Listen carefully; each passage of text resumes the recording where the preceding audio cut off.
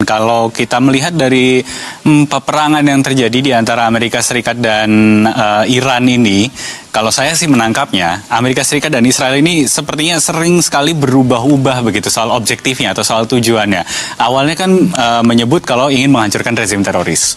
Kemudian setelah Ali Khamenei terbunuh, kemudian mengajak warga Iran menuju kebebasan, pergantian rezim dan sebagainya, yang ternyata tidak terjadi juga begitu karena masih lanjut lagi ke garis Khamenei.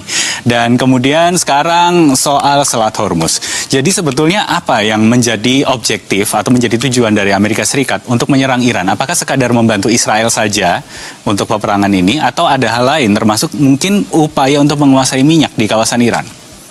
Ya, jadi sebetulnya alasan pertama dan ini cenderung disetujui oleh masyarakat Amerika, Kongres, Senat pada awalnya ya, publik secara umum adalah tidak akan ada pengayaan uranium atau Iran tidak dibiarkan tidak boleh mempunyai senjata nuklir. Awalnya hanya itu saja, Mas, satu.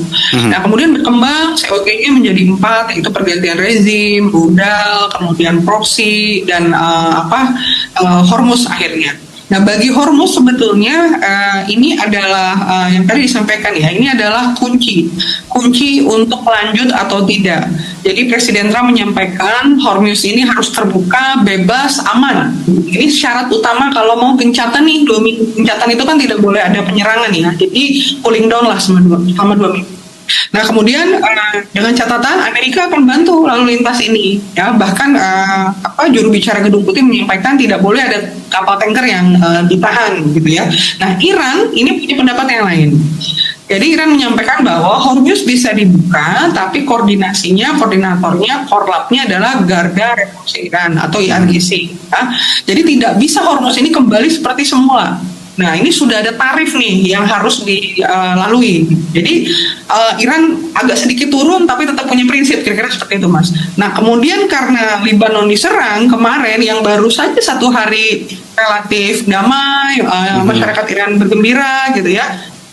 Iran marah ya, jadi akhirnya ditutup ulang karena Lebanon diserang.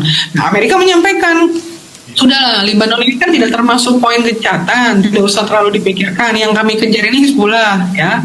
Kami tidak pernah menyampaikan Lebanon masuk ke dalam klausul gencatan senjata. Mau dari Iran lain lagi, nggak bisa. Lebanon ini harus masuk, gitu. Karena menurut Iran ini adalah salah satu front dalam peperangan ini, seperti itu. Jadi memang tadi ada perbedaan. Nah, apa kemudian sanksinya? Sanksinya adalah buat Amerika dan Israel posisinya ya.